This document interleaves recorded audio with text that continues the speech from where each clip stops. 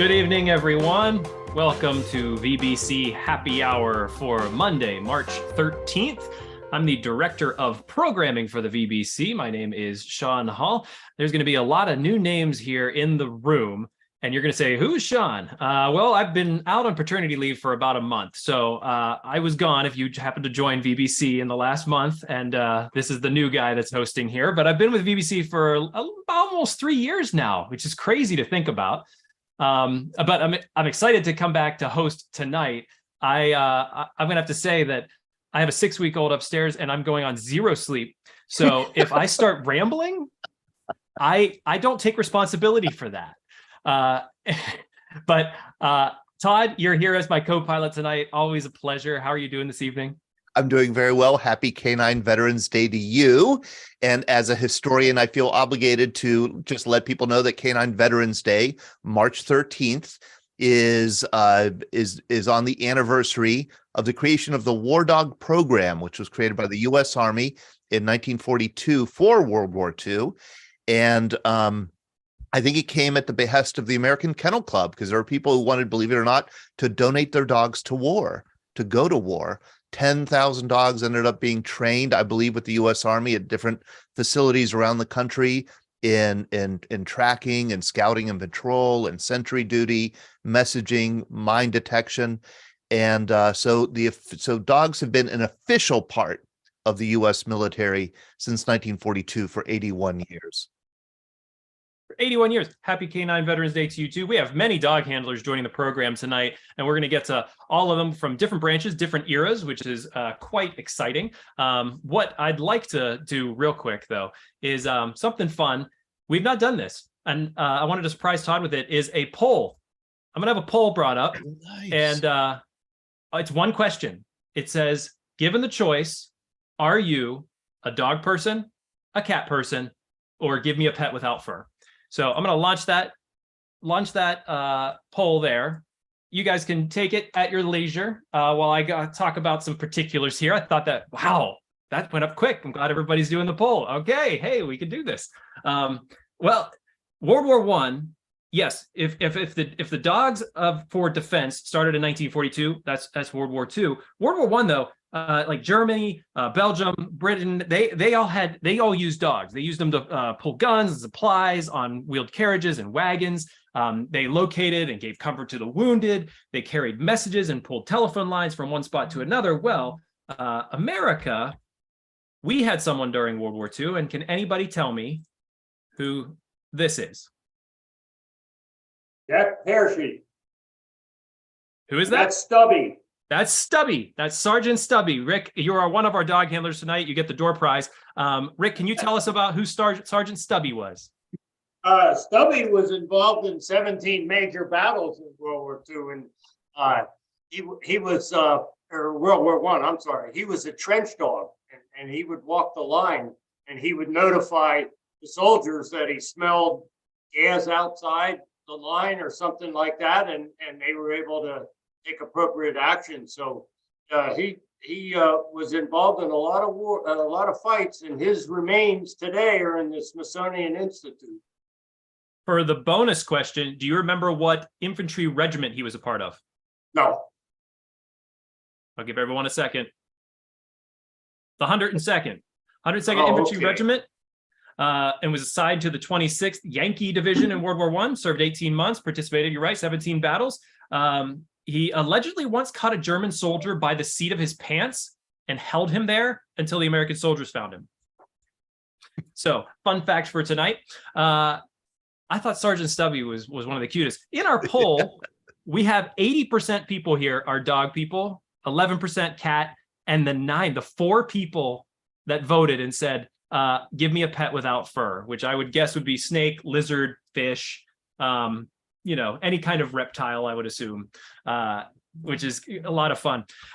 So thank you for taking the poll, everybody, for being a part of the fun tonight. And first, before we really get into the program, we want to go ahead and thank our sponsors or sponsor tonight, which would be Tobacco-Free Adagio Health. Tobacco-Free Adagio Health, they've been with us for quite some time. They are a wonderful supporter of the VBC. They are dedicated to reducing and preventing tobacco use and to getting the word out about the hazards of smoking and secondhand smoke. They're all about health, so they want people to quit. They do this through classes, nicotine replacement therapy, and a popular quit line, which is 1-800-QUIT-NOW. They also educate people about tobacco use from cigarettes, cigars, pipes, chew, snuff, and other nicotine products like vaping. And they also advocate for public and private policies that ensure healthy places to live, work, and play. You can learn all about tobacco-free Adagio Health by visiting their website, tobaccofree.adagiohealth.org. And let's see here.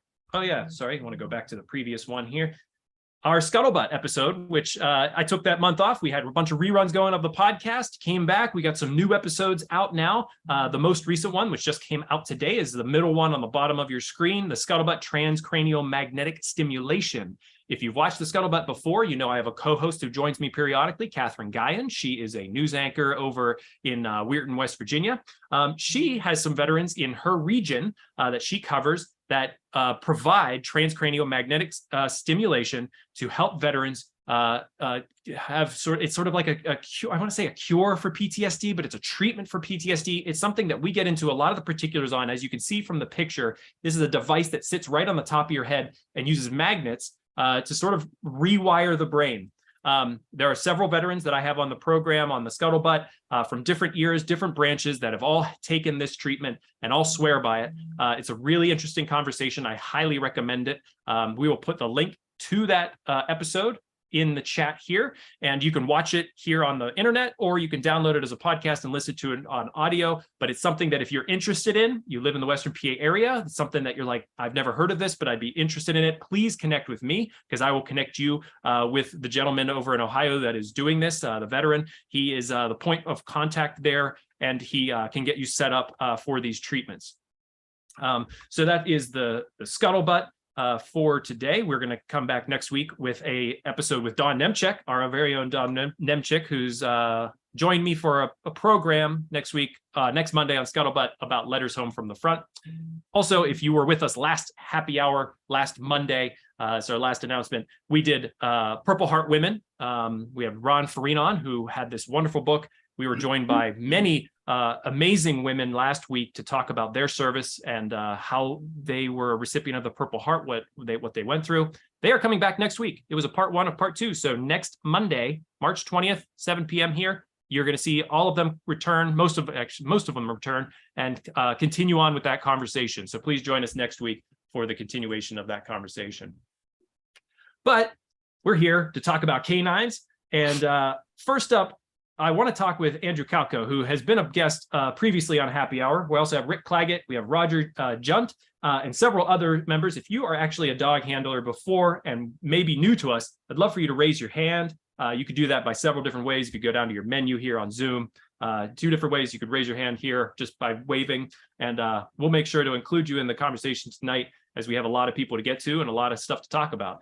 But you Andrew, could also put a message in the chat if you're a dog handler. Please do, and we'll make sure to get to you. Andrew, this is, I think, your third program here with VBC. Happy to have you back. You are currently enlisted Marine, correct? That's correct. First off, thank you for having me back. It's good to be back. Definitely. You look back at the history of K-9s all the way back, World War I, even before, if you count the dogs that sort of followed their owners into the Civil War.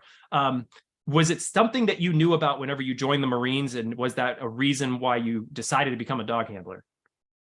So my story is a little bit different. I always knew I wanted to be a dog handler, starting back in high school. Really, it started because I got into a big fight during a soccer game.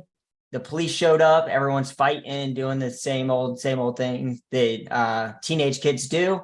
And then next thing you know, I saw them dogs come in, everyone stopped, a couple people get bit, and I was like, you know what? That's what I want to do with my life right there.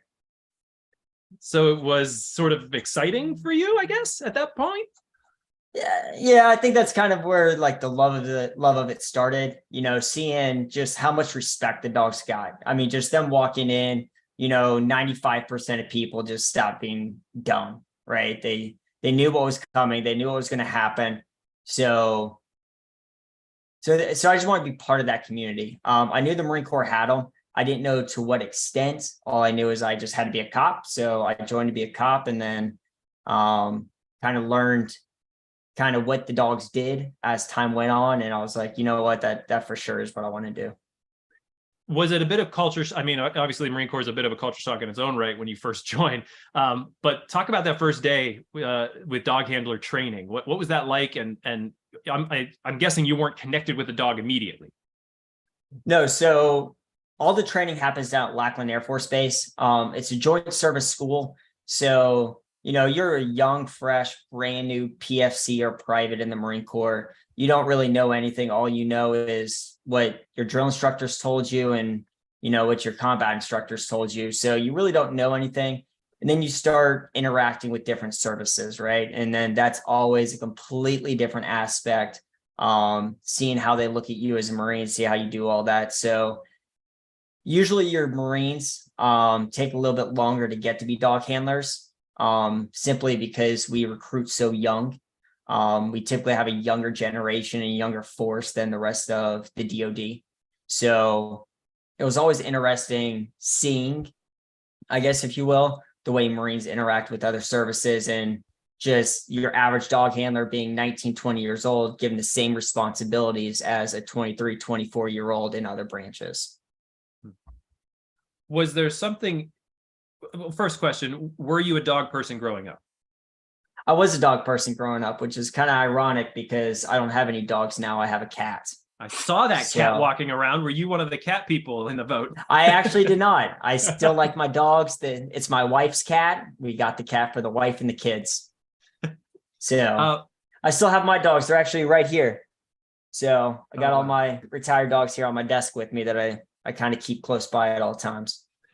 Now being a dog person growing up, your first time you meet a military working dog, what was that like? What was different about them? At first it's intimidating, right? Because they tell you from day one, you don't start off with dogs, you start off with the ammo can, right? You test your skills. They teach you the foundations and the fundamentals of what it is to handle a dog on an ammo can. It's just literally just that, an ammo can filled with about 10 pounds of sand. So that way you're not correcting the dog improperly, where you can absolutely, break the dog's neck or injure the dog long term. So the first time you think you're ready, and then you step into that kennel with the dog and you see the haunches go up, you see them standing in a corner just waiting for you. You're like, well, one of us is getting bit today, and I'm not a very good biter. So it's a little intimidating right off the rip.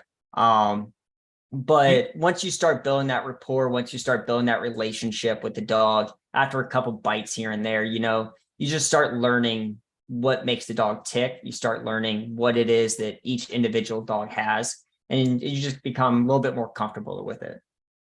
I guess the craziest thing to me is, how do you get paired with the right dog? And how do they know whenever it's a bad pair? So down there at the schoolhouse, it's a little bit different. Down at the schoolhouse, for those first 2 to 3 weeks that you're there and you're working on ammo cans, they start figuring out what your personality is. Are you an overly aggressive guy, or are you not as aggressive? Are you more of like a backseat kind of person? Let me just sit back and listen, because then they're going to start figuring out your personality and pairing that to the dog. It's a lot easier once you hit your duty station. Because like as a kennel master, whenever I start recruiting some of these guys in, I'll know them for 3, 4, 5, 6 months before I ever pair them with their first dog. And, and you're at a place for 3 years, 3, 4 years, the personality of each individual dog, what kind of dog or what kind of handler each dog needs in order to survive and thrive, really, and make a good team. So it's just, just more the psychological aspect of what is each person's personality and what is each dog's personality. And as long as they don't conflict, we'll usually be able to work with it. What made you want to become a kennel master, and how long did that take to train? So being a kennel master, it's probably the second best job in the Marine Corps. I'll say that, because the best job is being the dog handler, right? So I mean, as the kennel master, you're just simply nothing more than the administrative aspect of what makes a kennel function, right? So I don't want to say the word boss, right? But you're kind of the boss of the kennel. You need to understand your people. You need to understand, what they can and can't do, what their liabilities, what makes this team a liability, what makes this team an asset. The school for that is relatively short. I think it's only like 2 months. And it's mostly just going over the paperwork, right? Because typical bureaucracy, everything has paperwork. Everything you do, someone has to have some kind of piece of paper written down in writing with a signature on it. So the bureaucracy behind it is more of what they focus on, it's the intangibles that make a great kennel master, a great kennel master. Knowing how people work, how people tick, what is the mission that you're trying to achieve. So it's relatively short. It just takes years to really understand what those intangibles are and actually how to implement the black and white that's written on paper into real world situations, into real life action. Would you say you work better with dogs or with people? Oh, 100% dogs. 100%. And has working with dogs made you better at working with people? Working with dogs has made me better working with children than it does working with people. Because with dogs, you can influence behavior, right? That's all we do as dog trainers, is we just influence behavior. We don't really teach them anything. We just take their natural behaviors and kind of curtail them to what our mission set is. So dogs naturally hunt prey. So rather than hunting down a rabbit or a squirrel in the wild, we just tell them that their new squirrel and rabbit is a bomb or is a narcotic. So that's really all we do. So it makes it super easy to understand animals, because if you understand animals, you understand children. That's honest facts. But working with dogs is a lot easier than working with people, because people have personalities. And as they gain more rank, or as they outrank more people, or as they become more senior, it's harder to influence their personality or influence their decision-making process. While dogs, whether they're 1 year old or 8 years old, you can still make those influences. How old are the dogs when they come to you? So typically, so the two methods that we get dogs, we have the purchasing program, and then we have the puppy program, which is our internal DoD breeding program that we have. So we breed our own dogs from cradle to grave is what we kind of call it. So we grow them on a Marine Corps or on a military installation. They stay on a military installation pretty much until they retire. So with those dogs, we usually get them about 1.5 years, while the purchase dogs, will usually see them about 2.5 to 3 years old on average. Are there dogs that wash out? Oh, there's plenty of dogs that wash out. What was it? I think it was fiscal year 21. The Marine Corps or the military as a whole, since it's joint service, it's all ran by the Air Force. They average about 10 to 15% washout rate for the dogs. So in order to meet what TDR or total dog requirement for the entire DoD, which is approximately 12 to 1,400 dogs a year coming out of Lackland, pre-trained, about 10 to 15% that they immediately consider a washout. So if you look at the numbers, you're probably looking at 150, 200 dogs a year that just don't meet the standard. And where do those dogs normally go? So those dogs just get retired out. Depends on the reason for their dismissal from the program. If they're simply too nice, or they just don't understand what the task is that we're asking of them. Typically those dogs will just get adopted out to someone there around the area, or just anyone who really wants them. They're pretty easy to get. So if you want, I can walk you through that and you can post it if someone's interested in adopting a dog. or if they're overly aggressive, which obviously doesn't suit our needs so well, we'll typically at that point we'll adopt them out to a local law enforcement or another federal agency. Hopefully that answers Brad's question here in the chat. Brad, also a retired Marine, said, "What does the Marine Corps do with dogs once they reach the end of service? Probably get adopted." So, I mean, there's obviously multiple ways, right? So the primary method that we go for is disposition, which is adoption.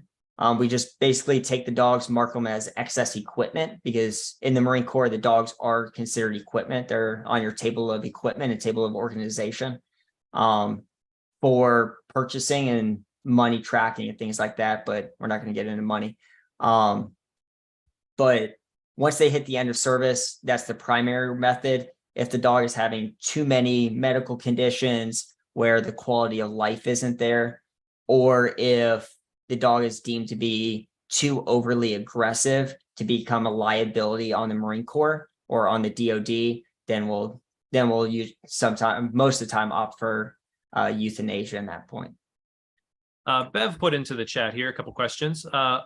You had mentioned that whenever you sort of walked into the kennel the first time you met the dog, you said it backed into a corner. When you entered the pen, you were wondering who was going to bite first. So why would the dog react that way? What is the dog's history? What was the dog's history before you met him? And usually you would think a dog would be happy to have a person approach them.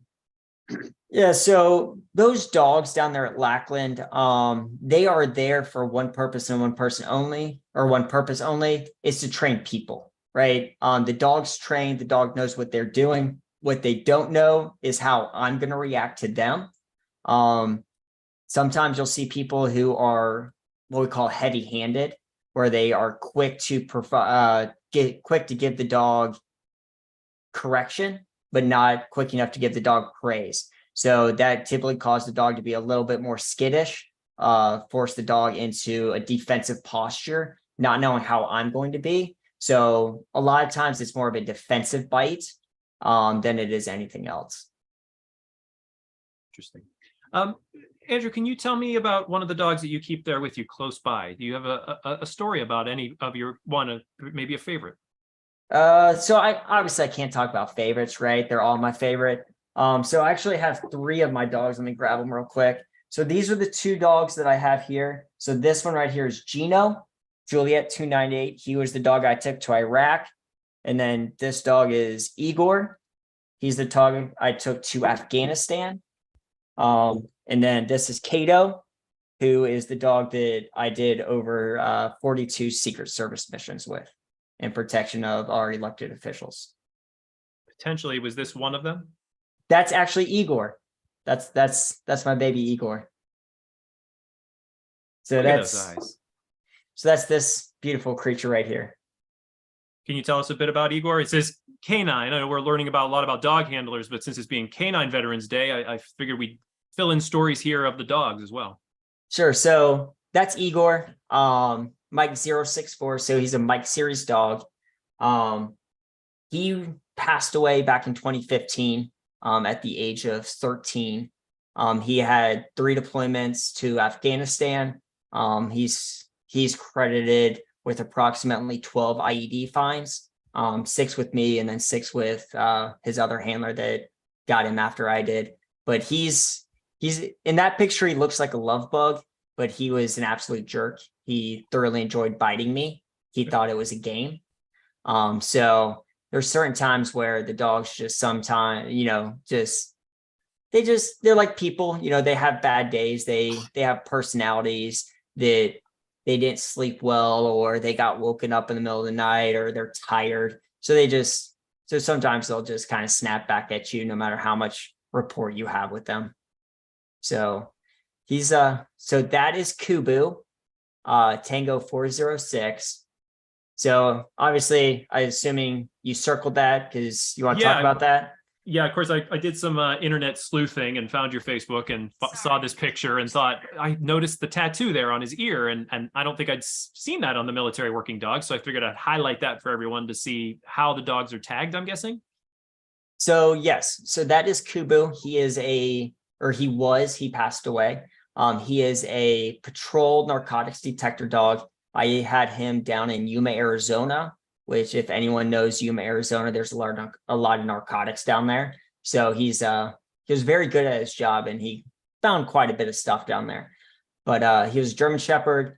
So his tattoo is Tango 406, as it's kind of difficult to see, but Tango is the year that they were indoctrinated into the program. So if you go back and look, he would have been a 2011 or 2012 series dog. So he would have came in 2011, 2012 timeframe. Which that's how they signify what year it was. And then 406, that's the number that the dog was actually accepted into the program. So he was the 406th dog in that year to be brought into the program. Wow. We're gonna move on to some of our other guests. So, Andrew, I want to thank you for the time that you gave us tonight. But you've known so many dogs as a kennel master over the course of your career. What was the best name? What was your favorite dog name? Favorite dog name? Actually, my favorite dog's name was here at Quantico, and his name was Beowulf. Beowulf. Nice. Beowulf. He was a large 86-pound long-haired Belgian Malinois puppy program, just an absolute monster of a dog. I love that, Beowulf. That's awesome. Everybody take note right now. By the end of the program, I want you to put the name of a dog in the chat, like whatever you think is the best military working dog name, but it's going to be hard to beat Beowulf because that's pretty awesome. Andrew, always a pleasure. I'd love to have you back on the Scuttlebutt. Definitely. Please stick around, hang out. If you have any questions, feel free to throw them in the chat or speak up. Love to move on to Roger Junt. Am I pronouncing that right? Yes. Mm-hmm. Hi, Roger. How are you? Pretty good. Glad to be here. Welcome to the program. So you're obviously maybe a touch older than Andrew. Just a little bit, yeah. But I wanted to ask you, you were a dog handler in Vietnam, correct? Correct. Mm-hmm. I'm going to bring up a picture here of you. There we are. You can see that? And I'm guessing that is you, right? Yes. Yeah. That's a dog that I trained in Fort Benning in 1970. And that was taken at our training area. Actually, we kind of crossed over into Alabama, just across the state line, and did a lot of our field training out there. So, yeah, that was Scout Dog School down there in Fort Benning. Were you drafted or did you enlist? I volunteered for the draft. Oh, wow. Yeah, I just volunteered. Any reason? Well, my brother was. I come from a family. I'm the youngest of 13, and my oldest brother's 93. He served in Korea, and then like I say, I'm the youngest, and then my next older brother, he's 4 years older than me. He was in Vietnam in 1967 and 68. So he came back in the fall of 68, and then in the spring of 1969, I volunteered then for service. You heard me at the beginning of the program that I have a six-week-old upstairs, and you said 13, and my eyes started twitching. You can't see it. Why did you decide to go become a dog handler? I really didn't. I grew up on a farm, and of course, we always had working dogs. We had cattle and livestock. So when I volunteered, of course, you don't have a choice of what field you want to get into. So it's kind of like being drafted in a sense as far as that goes. So they sent me to Fort Lewis, Washington for basic training, and then to North Fort Lewis there at Washington for infantry AIT. And when I graduated out of there, they were sending troops to Fort Benning, Georgia, to NCO school. We called it Shake and Bake School.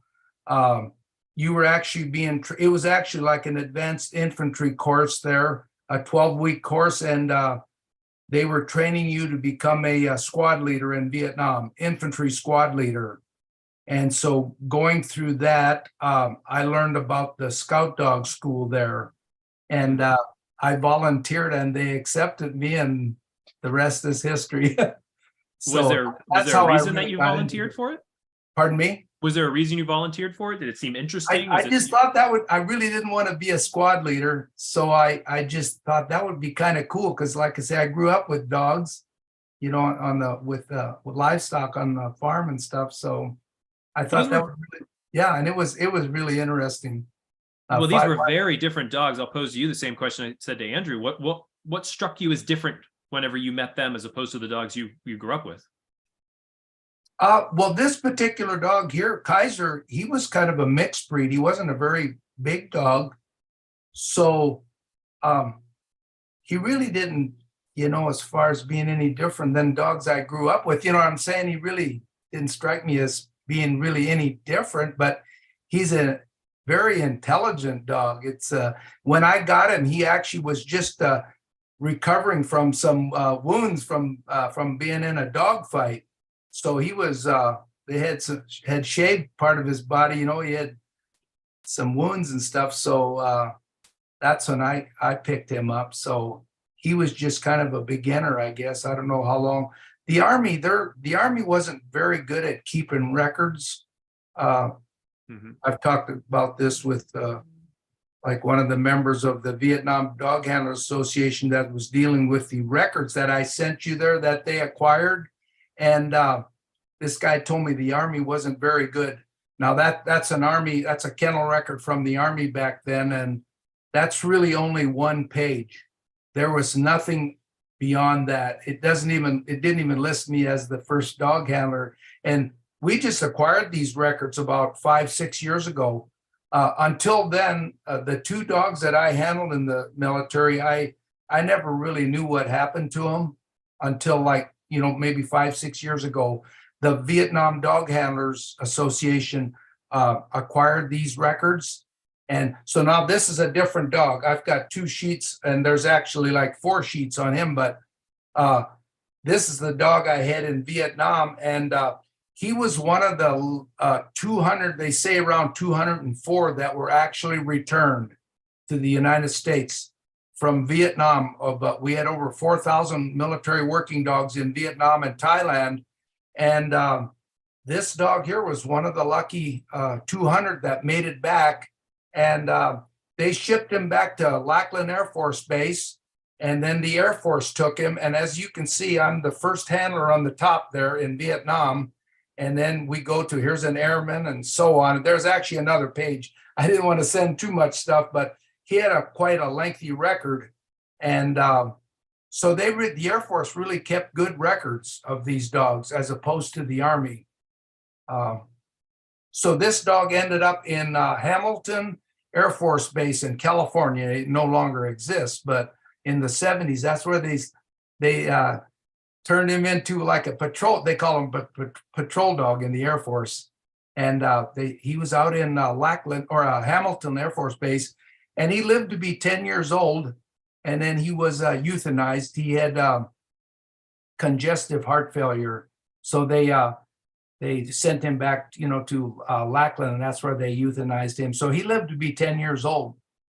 That's interesting. You brought up the 200 that made it back, and I'm sure we'll get into it with Rick Claggett as well. Is that, you know, there were so many thousands of dogs that were in Vietnam, and we know that the ones from World War II, ones from Korea, they were brought home, and there was a lot that were not brought home from Vietnam. And this wasn't, this administratively wasn't changed until, was it later on with Desert Storm, Desert Shield? Right.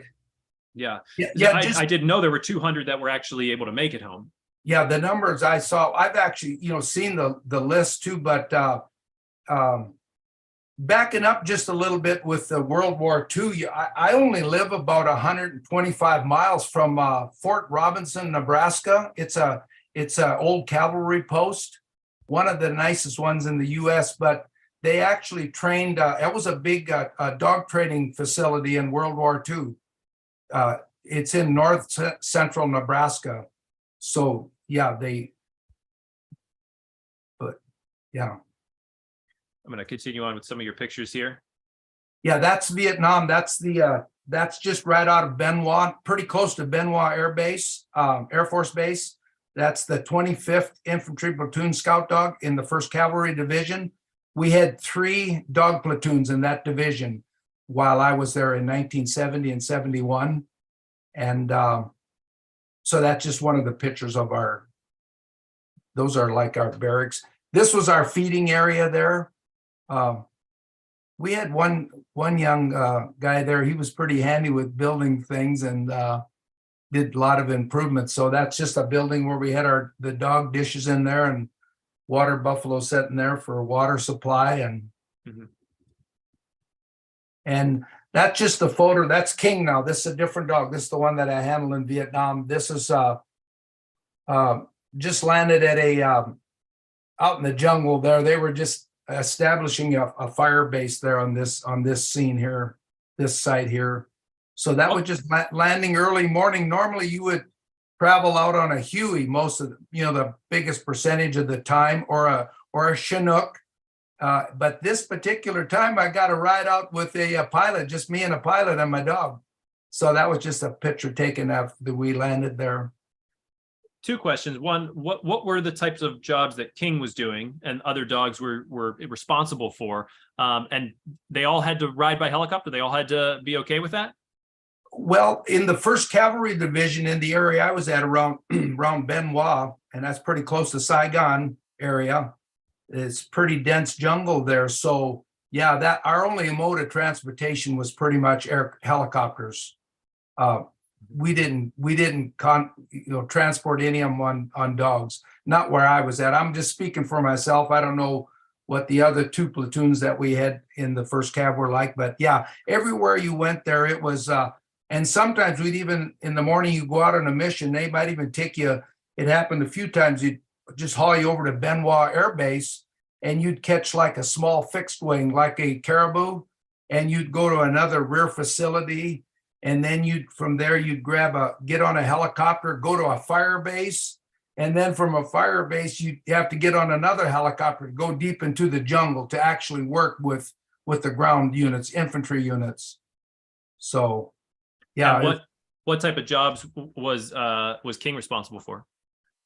He was a scout dog. So when you're working, my primary MOS was infantry. So, I mean, before I went to Vietnam, including dog school and everything, I had over a year of training, in infantry. So my primary S was infantry, but, I went to school as a secondary MOS scout dog. But scout dogs were used on patrols. You would walk point in a patrol, and these dogs were there to for early detection of first of all the enemy, snipers, ambushes. In Fort Benning, we trained them for detection of also like tripwires on the trail that were attached to explosives. So we had tripwires, and the other thing we trained them on was punji pits. So we were kind of what we'd said, the early silent warning, or early detection of the enemy, dealing, with airborne scent, is how they would detect these, And I'll get to Bill in just a second. You said a Punji pit? Pudgy pits, yeah. Pudgy pit. What's a pudgy pit? Yeah, they're pits that the Viet Cong, or I don't know, maybe the NVA also, but they would dig. I don't really know the size. I really never encountered any, but they were smaller pits. Let's just say maybe 4 feet by 4 feet and maybe 4 feet deep. I don't know, but they would have like bamboo sticks sharpened up, super sharp. And then I believe they would use some type of, I'm just going to call it a poisonous product on these sticks. And then they would camouflage the top of the pit.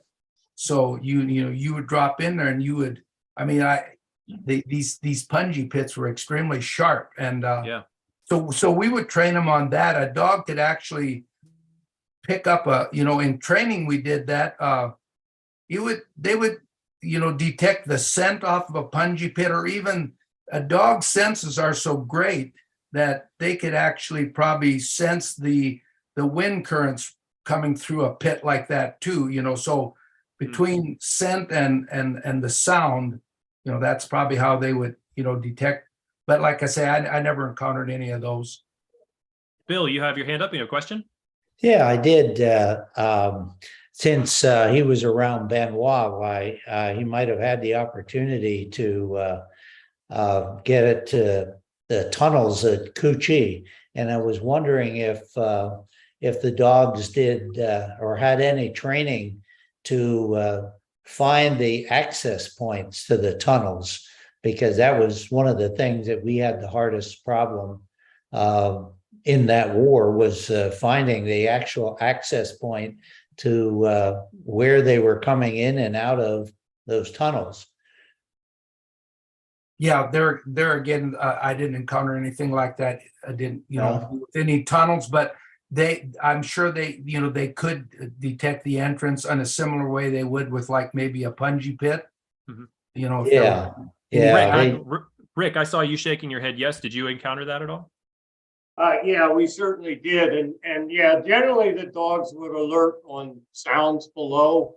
And they actually tried to match up large handlers or small handlers with small dogs to make a mine and tunnel dog. We had a number of them in Vietnam. I was glad I was 6'4" at the time, because I didn't want to go in the tunnels. But yeah, the dog could detect the presence of the enemy. That's how the Cu Chi tunnels were discovered. They started sprinkling pepper out there to confuse the dogs, but the dogs started sneezing.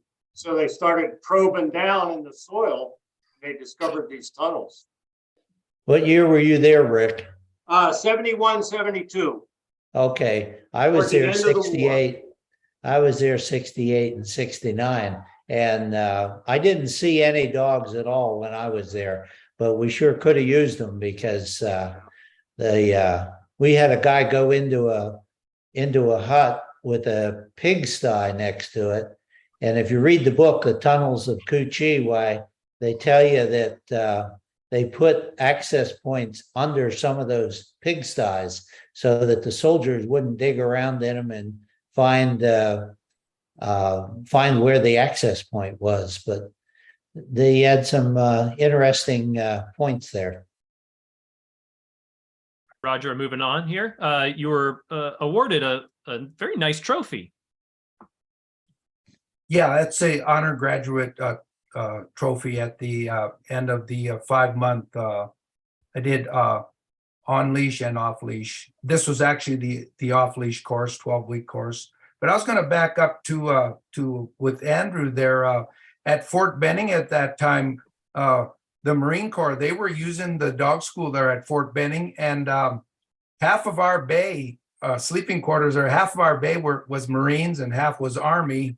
And we didn't train together though, but my instructors, 2 of them, they were Marine Corps instructors there at Fort Benning, Georgia. So I just wanted to throw that in there for the Marines. But yeah, they were using the school down there as well, getting scout dog training. Knowing Marines and Army, was there any competition of who are the better dog handlers? I really don't remember. Like I say, we didn't train together. We slept in the same barracks, and that was about it. And then my instructors were Marine Corps, but day-to-day training, we weren't around each other, But yeah, that's King, the dog that I handled in Vietnam. He was also an off-leash dog. This is at Benoit there at the platoon there. There'll be another picture showing more of these shelters there, but that when I got there, all we were using were shipping crates with like a corrugated piece of tin off the side for shade. And when I got in the platoon, that's when we built all these shelters, poured the concrete, and put the shelters up for them. So it made a pretty good kennel, keep the dogs off the dirt. Mm-hmm. So that's what that is. This is our platoon there in Vietnam. These aren't all the handlers. In fact, that day we just happened to have more handlers available for a photo than normal, but that's just a part of them there. I noticed these look like all German Shepherds.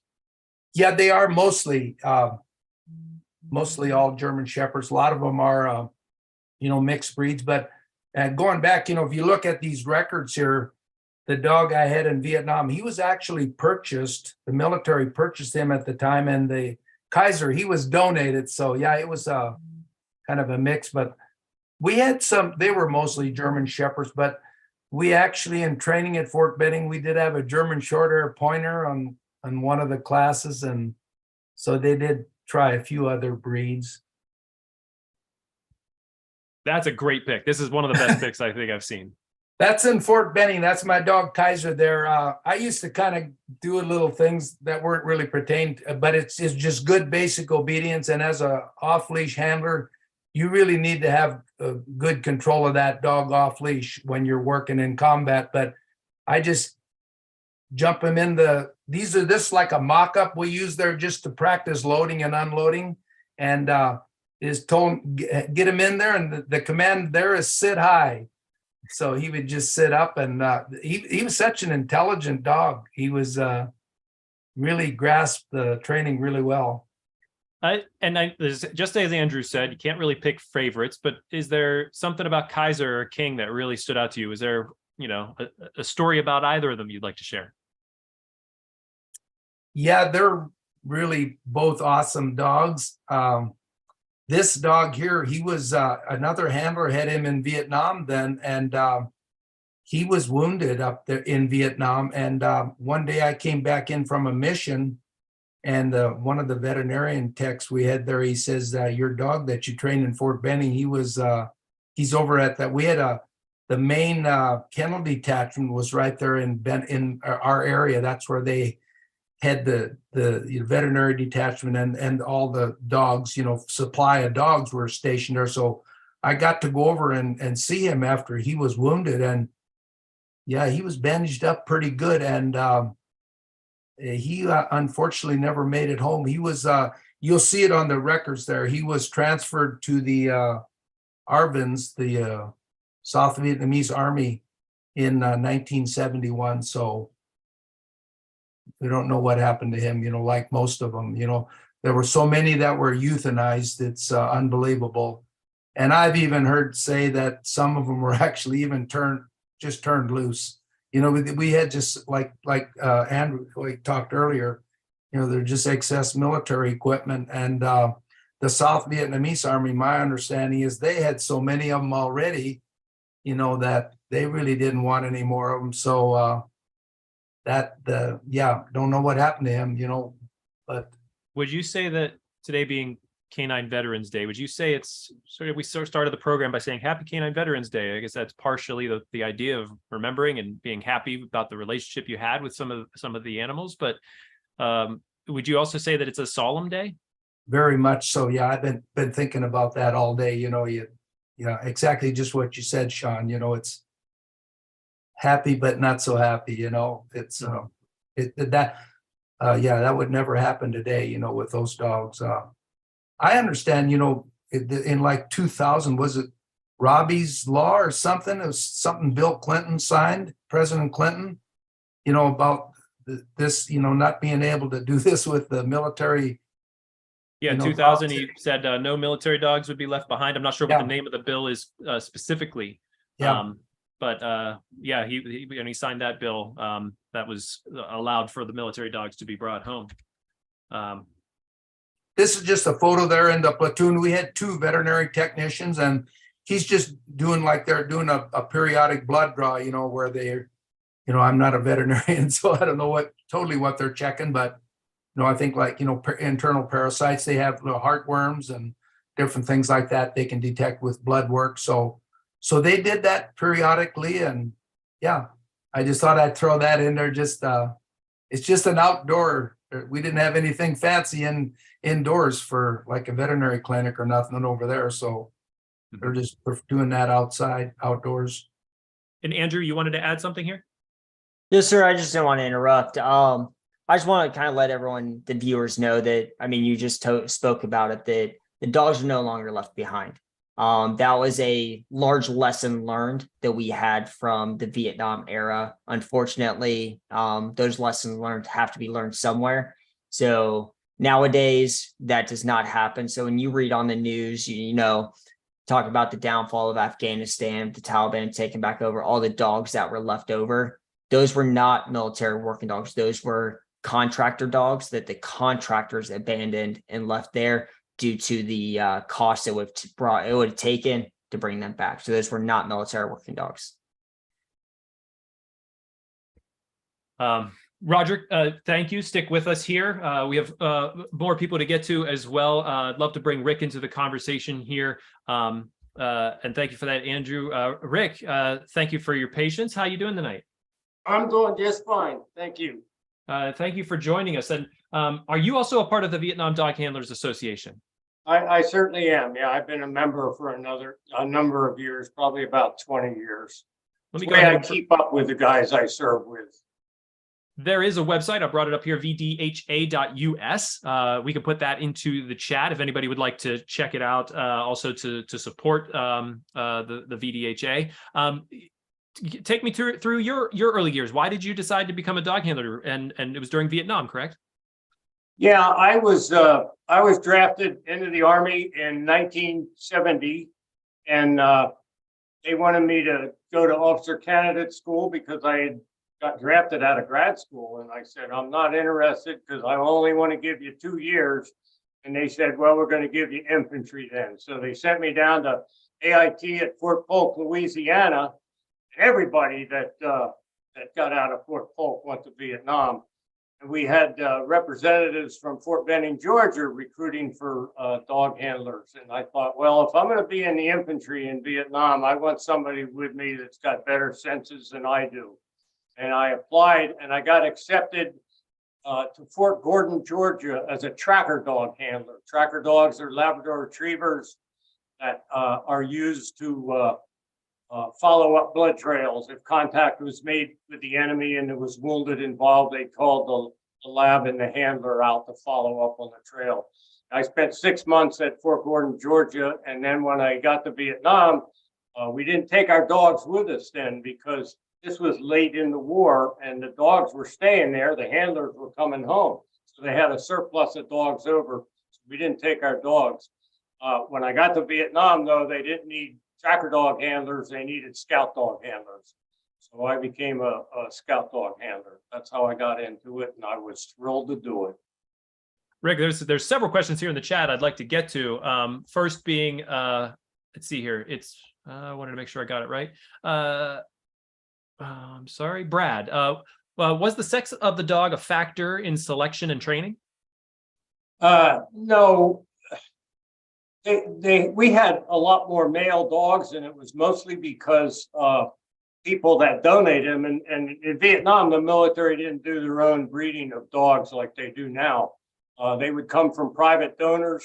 And of course, the private donors oftentimes would keep the females for breeding and send the males into the military. And so we had a lot more male dogs than we had female. From Chris Parolo, did some police dogs receive commands in German? Did you use English for commands? I'm sorry? From Chris Parolo, he said some police dogs receive their commands in German. Did you use English with your commands?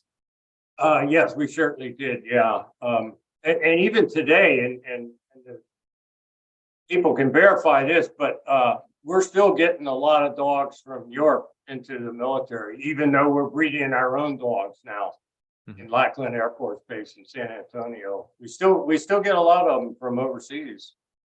Are those particular breeds that's like Europe produces? Well, primarily shepherds, German shepherds, as well as Dutch or the Malinois that we didn't have in Vietnam, but they sure use them now, and then the Labrador retrievers. Chris also asked, I'm guessing in relation to the picture we showed with all the dogs sort of there with the handlers, with that many dogs together, and I can imagine it's like mixing Army and Marines. Do they all get along? No, they didn't, and they tried to separate them as much as possible in the kennels. I was fortunate that the dog that you're seeing on the screen now is my dog, Big Boy, who actually wasn't a particularly large German Shepherd, but he was just a wonderful dog because he had been there for 4 years when I got him. If a scout dog can survive 4 years leading a patrol, smell out ambushes and booby traps and punji pits, he's got to be pretty good. And I was also fortunate because he was also very friendly. I hardly ever had to muzzle him up unless I was on a C-130 or a Chinook or something like that, because he wasn't gonna start any altercation with any person or any dog. He was wonderful. I want to hear more about Big Boy. We had another question from Henry Shepke in the chat here. Do the dog handlers think that dogs should be given military medals, decorations like the Purple Heart, for example, if they're wounded? Yeah, I actually in favor of something like that. And actually dogs were awarded some of these medals and later taken away because a decision was made that these are for humans. I don't have a problem with that. I wish there was some equivalency that they could give the dogs, because the dogs certainly didn't work for rank or pay or anything like that. They just did it because they love working. This is a picture of me headed to Vietnam, the one in the center there. So that was a long time ago. I don't look like that anymore. Still got the stash though. Hmm? You still got the nice mustache though. Yeah, your eyesight's gone too. I heard a really interesting interview of you on the internet, and you said something that really stuck out to me, is that there's a difference between asking a dog and telling a dog. A difference between, I'm sorry, my hearing, like a lot of veterans, is shot. That's okay. There's a difference between asking a dog and telling a Yes, dog. yes. What is When I that difference? first went to Fort Gordon, Georgia for tracker dog handling, the master sergeant told me 3 things I'll remember to the day I die. He said, "You're not asking this dog to do something. You're telling this dog to do something. And if that dog doesn't do it, there's repercussions, not in the form of punishment, but in repeated training for that dog." The second thing they said was, if I catch you or anybody mistreating these dogs, I'll have you out of the program so fast it'll make your head spin. And the last thing that he said is, you don't go up to another guy's war dog and start petting that dog any more than you'd go up to another guy's wife or girlfriend and start petting her. You just didn't do that. I'll always remember that. There was a respect that you had to have. Yeah. Do you think the dogs ever got scared? I know my dog, when the gunfire was coming into us pretty close, yeah, he would get scared, but he'd also get excited and he'd want to stand up. And that wasn't his job. His job was to tell me the enemy was out there. That was the extent of it. And if the enemy was close to us when he detected a human ambush, I got him down on the ground and I laid on top of him. Sometimes he'd squirm a little bit to try to get up, and I didn't know if he was going to go or he saw them or smelled them or heard them or what, but I wasn't going to take that chance because that wasn't his job. I can imagine the level of trust that all 3 of Roger, Andrew, yourself, Rick, the level of trust that you have to have in the dog and vice versa. You certainly do. And again, I was so fortunate to have such an experienced dog. He knew what his job was. I was the green one when I became his handler, and I'm sure he thought, oh gosh, I gotta break in another handler here. I know my job over in Vietnam. So yeah, I was so fortunate to have him. I just and the other handlers have alluded to this, that we just hated to lose them. We had I think Roger gave the statistic of 4,000 dogs in Vietnam, and about 1,000 of them were killed, either direct gunfire, booby traps, heat stroke, heat exhaustion, snake bite, accident, disease. 3,000 of them at least left at the end of the war. And yeah, we might have got some home. I never heard, Roger, a number as high as 200, I'm glad.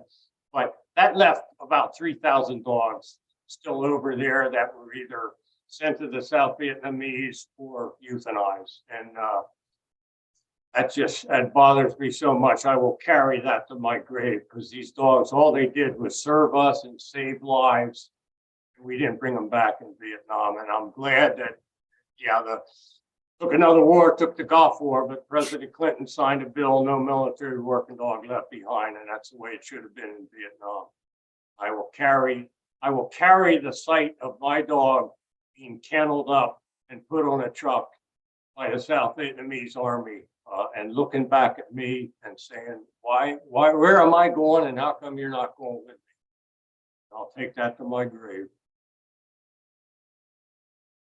Who is this dog in the picture? Yeah, this was my Labrador Retriever Scotty in Fort Gordon, Georgia.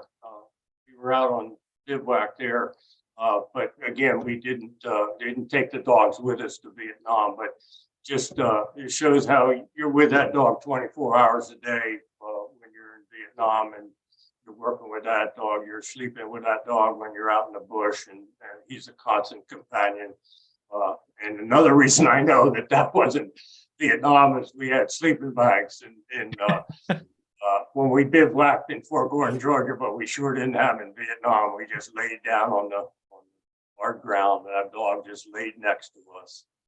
This looks like a picture with a lot of labs in it then. Yeah, this was our tracker dog handler course in Fort Gordon, Georgia. We had 24 labs. And that was my dog in the front, Scotty. It was kind of a funny thing. I don't know how this happened, whether the vets didn't look closely, but they named my dog Scotty, probably presumed it was a male. Well, when we started training, Scotty went into heat, and we had 24 dogs, and I think 21 of them were male, and the other two were spayed females. But for some reason, my dog was not spayed, and she went into heat. And I'll tell you, I was the most popular guy to all the male dogs. They had to take the dog out until it completed the cycle, and then they did the operation on her, and then I got her back. But yeah, she was a good dog too. But I'll tell you, I wouldn't have wanted to take her to Vietnam because on her tracking, she went too fast. And you don't want a dog going real fast in Vietnam. No. Rick, let's pause real quick. It's 8 o'clock. We do a little quick station commercial break. Todd, I want to bring up one of our big events coming up here. Have you chat about it, if you'd be so kind.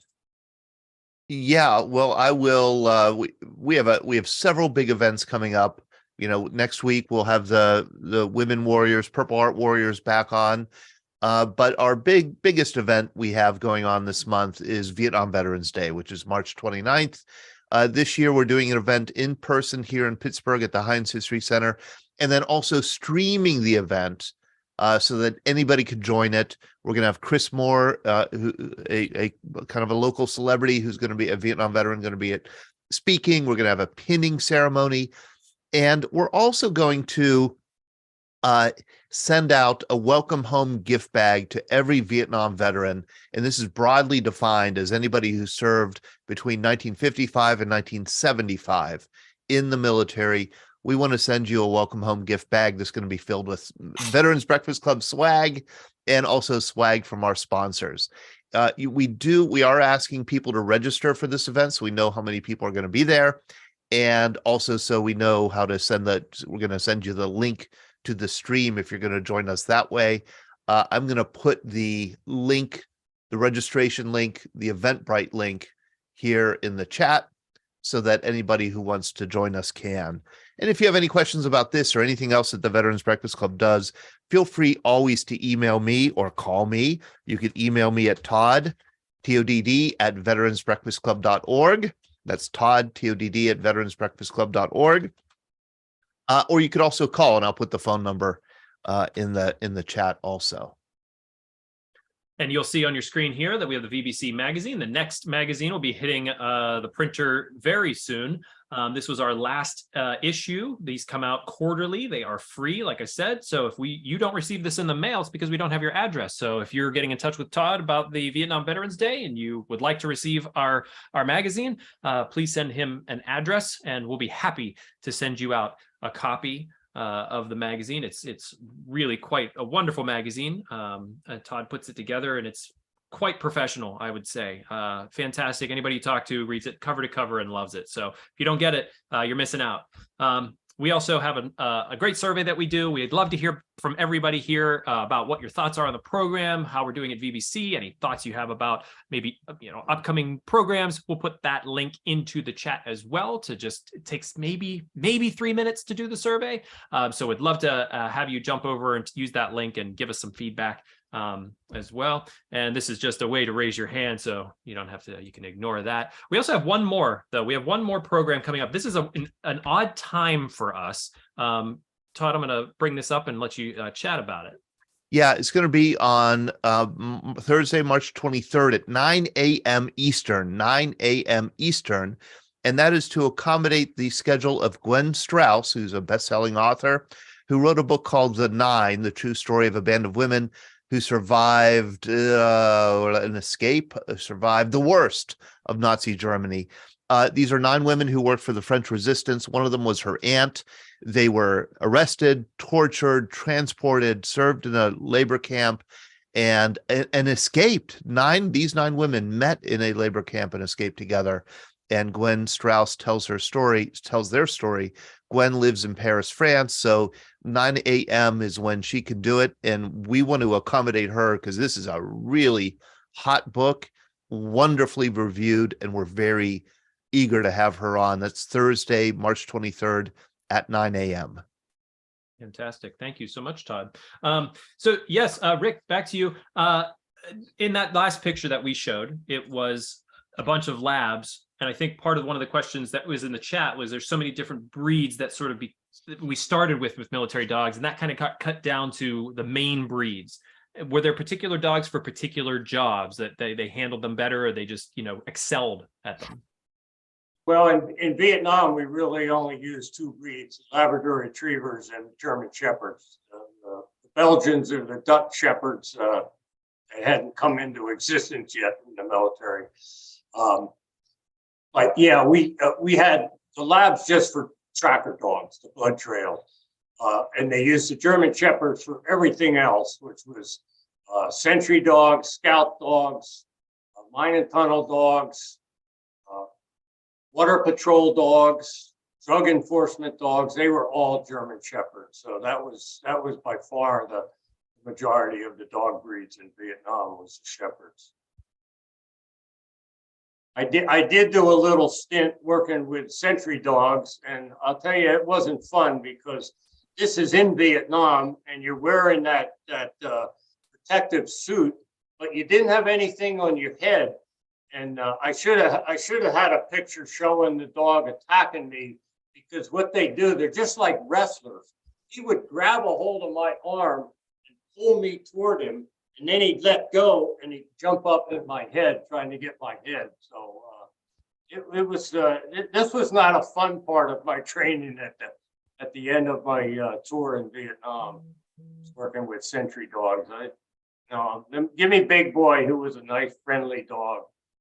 I did have one funny experience with Big Boy in Christmas 1972.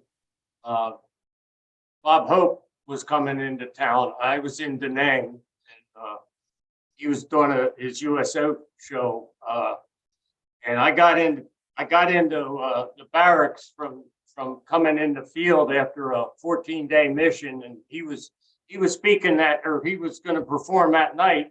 I said, "Damn, I don't have any ticket, and they're sold out." And my commanding officer says, "You don't need a ticket. You got an 80-pound German Shepherd in that kennel. Get him out of there and take him down to the Bob Hope show."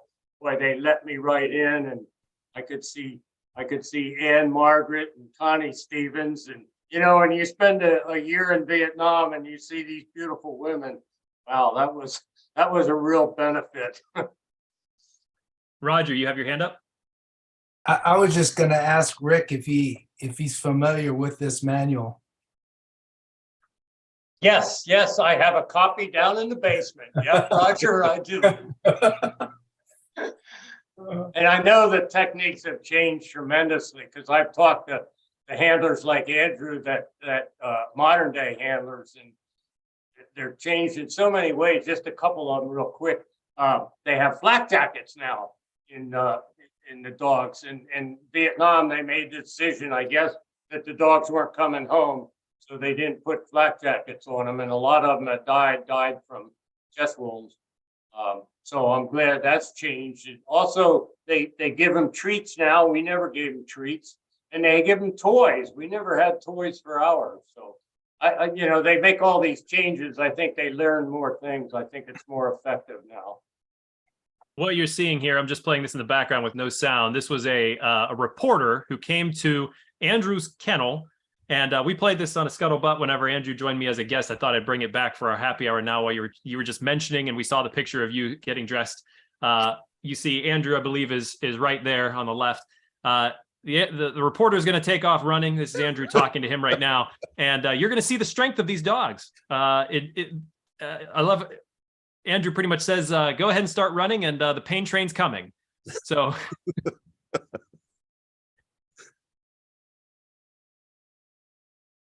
hopefully you remember this, Andrew, because this is the one I was mentioning. I do remember this one. That's Mo. There he goes. Oh boy. Yeah. How much would you say, like they show the statistics, he weighs about what, 200 pounds, and the dog weighs about 60, 70? The dog was about 62 to 65 about that time. And it threw him on the ground like he was a rag doll. Yeah, so I mean, like Mr. Rick was just saying, the way that we train dogs now is a little bit different. It's, we want the dogs to kind of get that centrifugal force, bite a little bit further on the outside of the arm and kick their bodies outside, which then causes your body to spin, thus taking you to the ground. Rick, was this something that dog handlers trained dogs to do back in Vietnam? Was sort of like how to take down somebody, or was it mainly just being a scout and scouting for booby traps?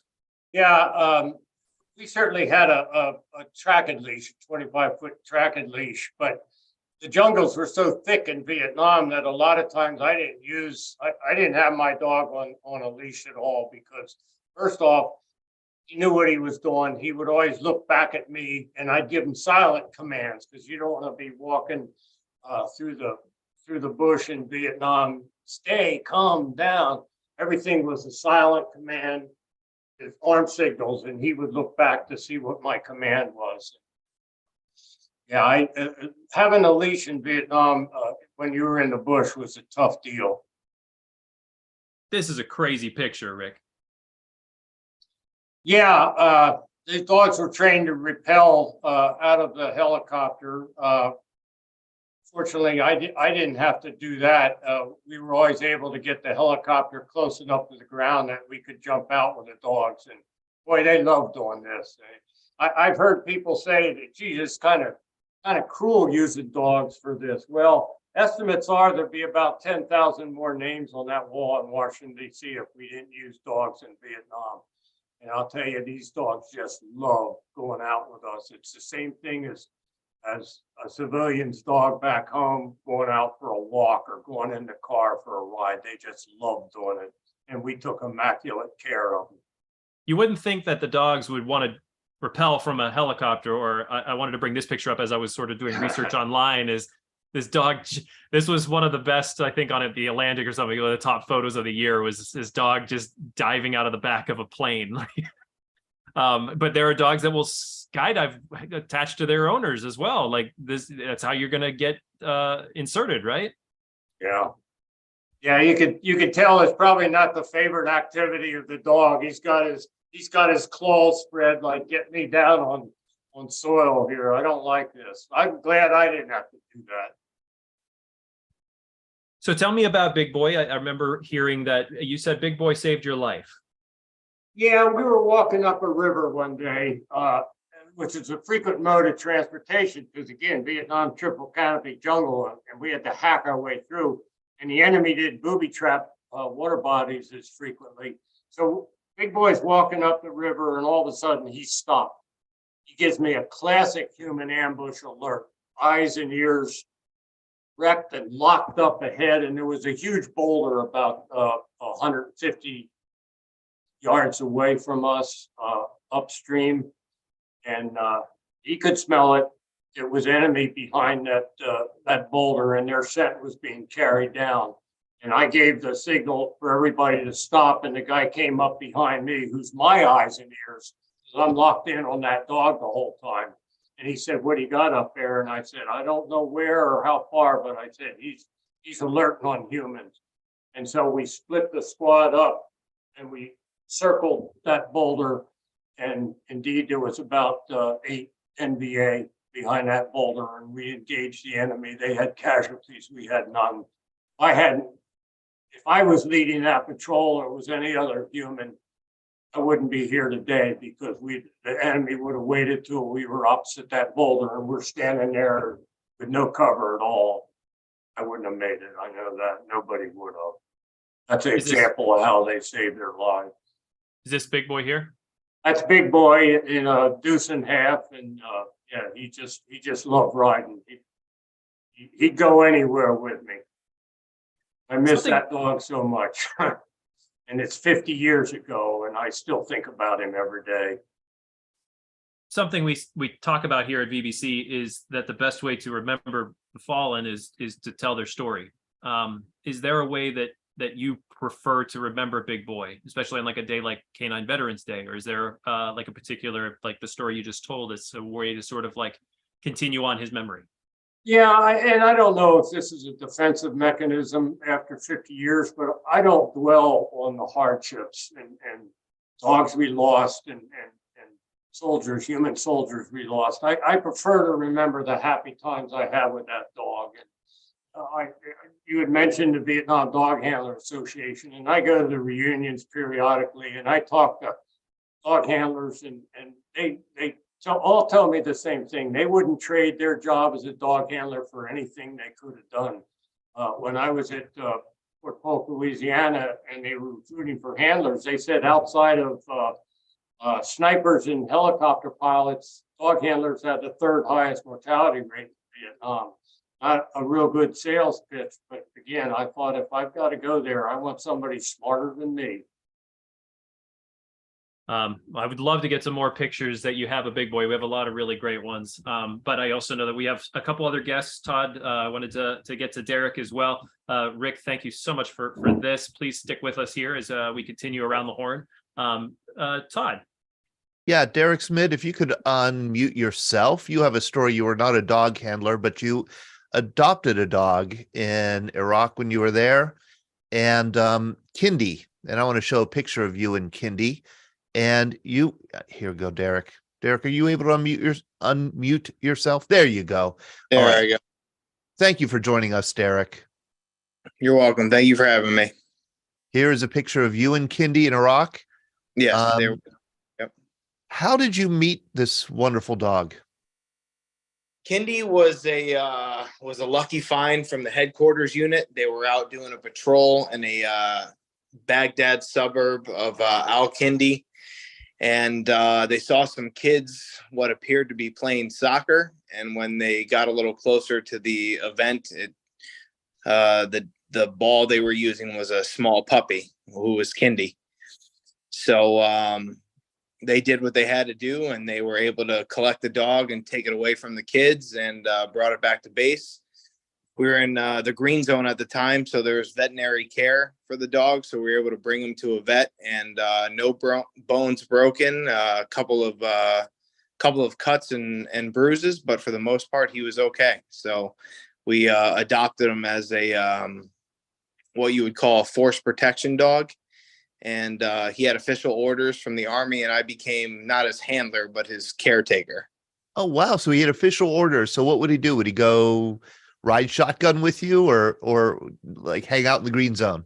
So he would hang out in the green zone. I mean, it's funny. We'd have a lot of units had these force protection dogs, and the U.S. Army has all this high speed equipment and all these things that can detect enemies out there in the bush, but nothing is more sensitive than these dogs' sense of smell and anything. So they can detect when people are outside the wire way faster than any of this crazy equipment that we have these days. Wow. And there was also, I would think, Derek, an emotional component to Kindy's relationship to you guys. I mean, I'm not a veteran and neither is Sean, but One thing that we've learned from our years of working with veterans is, especially those who have been in war zones, is that the most important thing that comes out of the experience of war, I think, are the relationships that you develop. Sure. Normally, those relationships are with people, but sometimes are with animals, like a dog. Right. I ran the S1 shop, which is the human resources shop. So anyone who is going through leave or, re-upping their contract and going to stay in the Army a little bit longer got to come to the office where Kindy was. And, even soldiers that just needed a timeout knew they can come see Kindy in the office. And he developed a lot of good relationships with a lot of good soldiers, and really helped them get a little piece of home, when you're far away and there's not much that reminds you of home, and you're missing your friends and you're missing your family, and you're missing your pet. You get to come in and sit on a couch and a dog is going to snuggle with you for a while. I mean, it makes a big difference in your day. So when you had to come home, you had to leave Kindy there. I did. It was it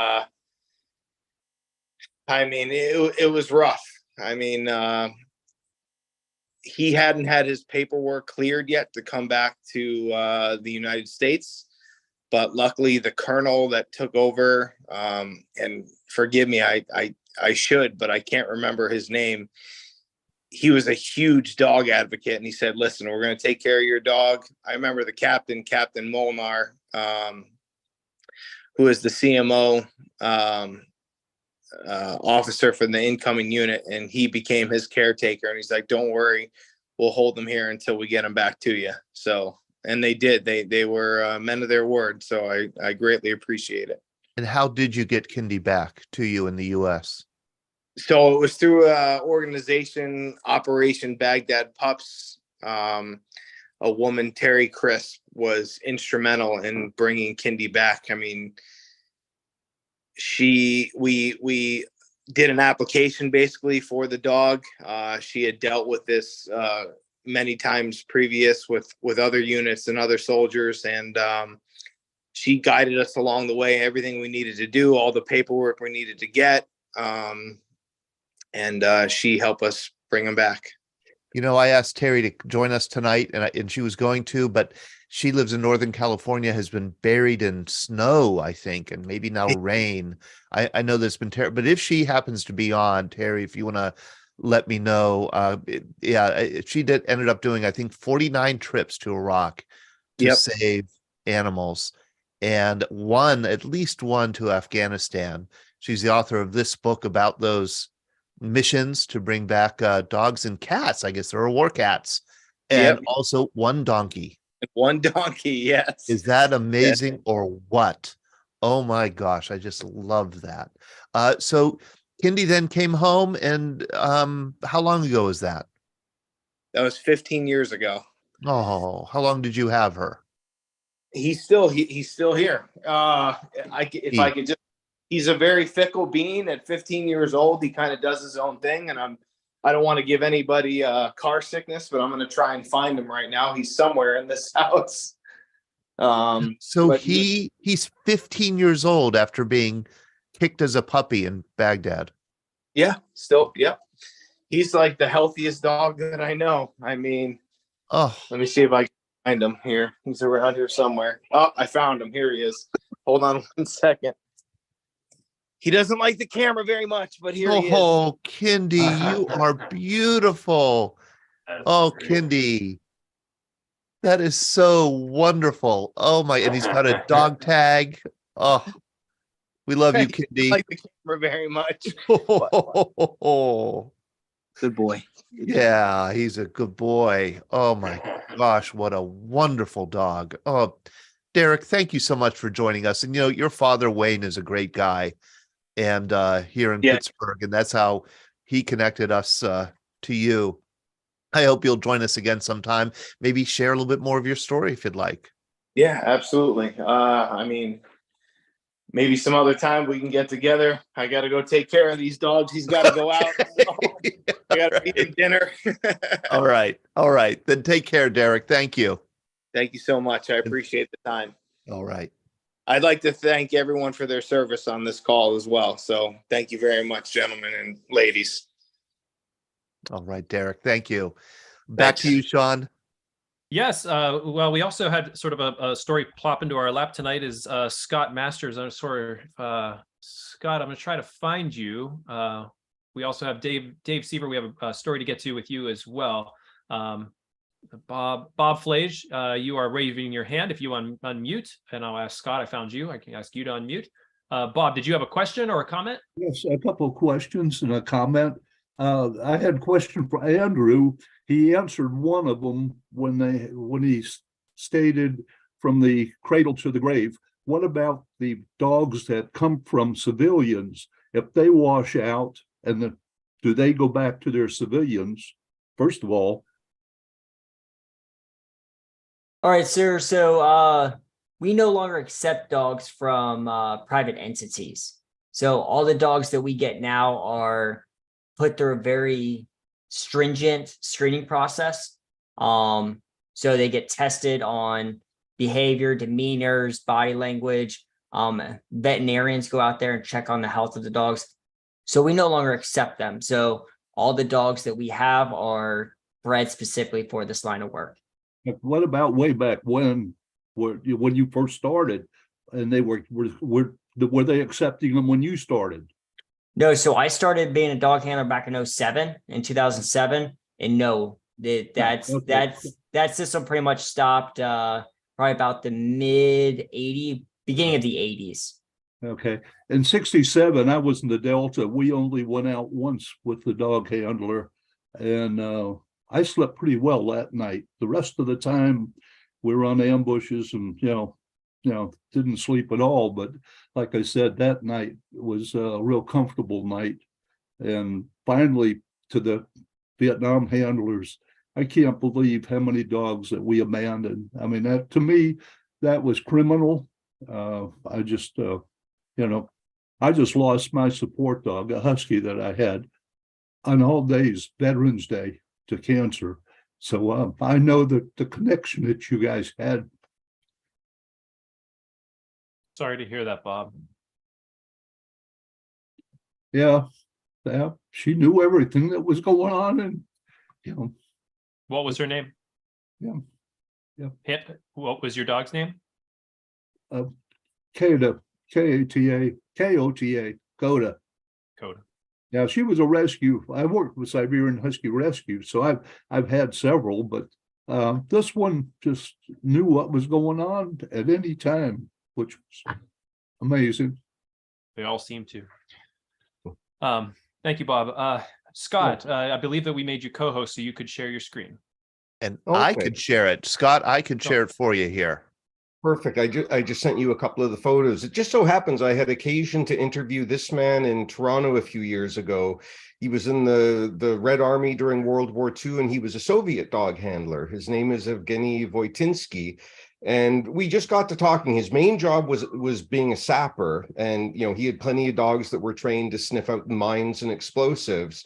But I had heard stories about the famous sort of Russian tank dogs during the war that they apparently would strap bombs to, when they were trained to take out German tanks. And there's quite a lively debate about this on the internet as to, what extent it's true. And I asked him about it because he apparently worked with these dogs, and he said it was essentially a bunch of propaganda. They attempted to train the dogs to do this, but the dogs just... they wouldn't, for, I think, pretty common sense reasons, but it was just a really interesting story and a pretty fascinating guy. I could imagine he was fascinating. Oh my, how terrific. Thank you, Scott. Thank you for joining us as always. My pleasure. Is he still with us?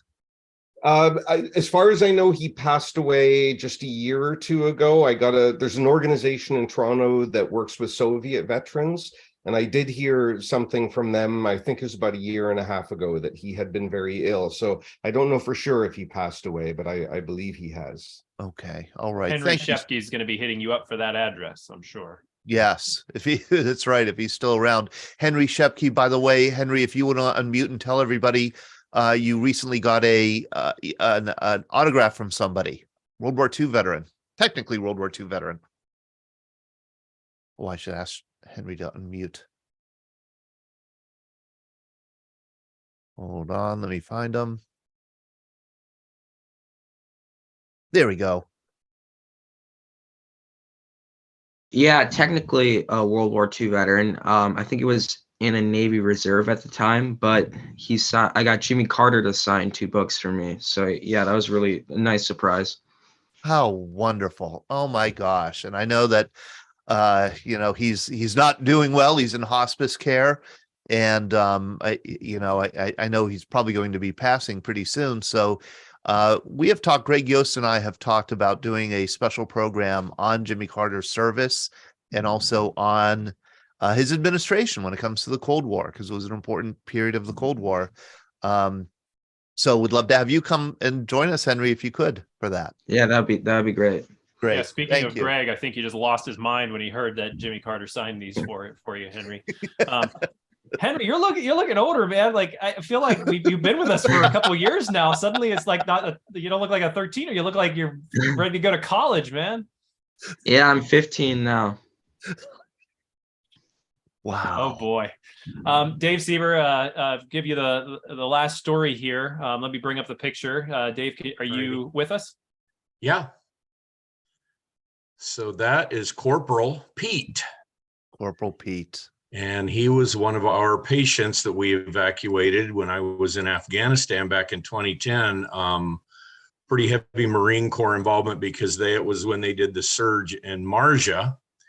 And Pete was a bomb sniffer. So we evacuated about a dozen dogs when I was there. He was the only one I was able to get a picture of.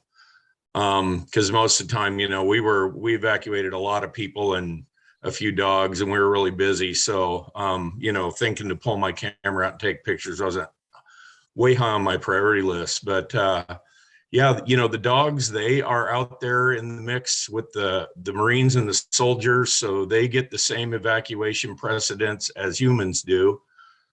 Pete was a routine patient, so we had 72 hours to evacuate him.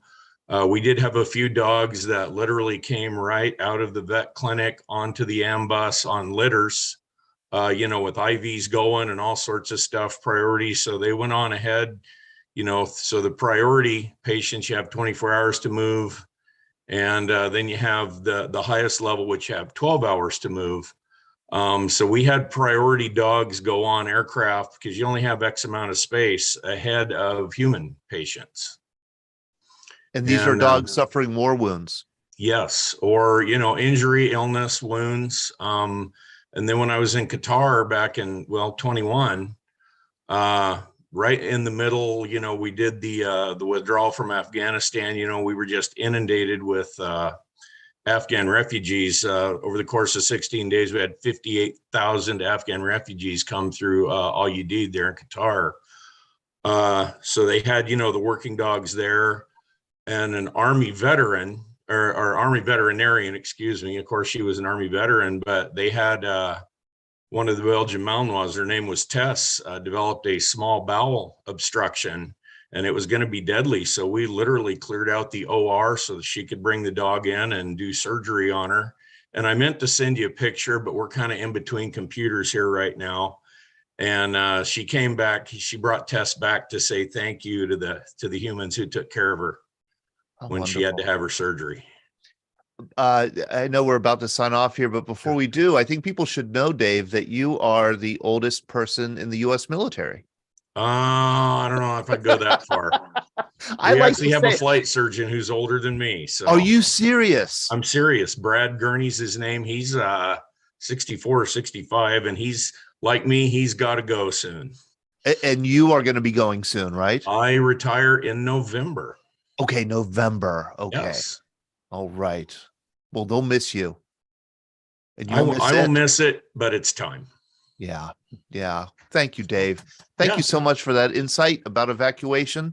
And thank you, Sean, and thank you to our guests. Yeah, I mean, I feel like we scratched the surface with everyone. It was wonderful to have everybody on tonight. Derek, Andrew,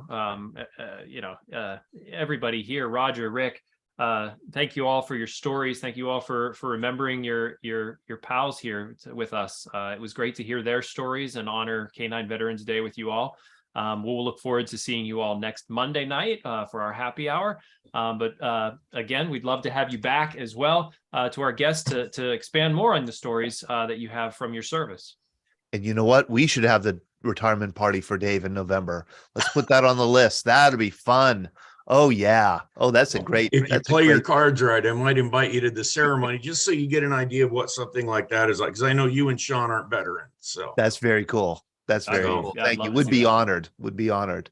All right, everybody. Thank you. Happy K-9 Veterans Day to everybody, and we'll see you next week.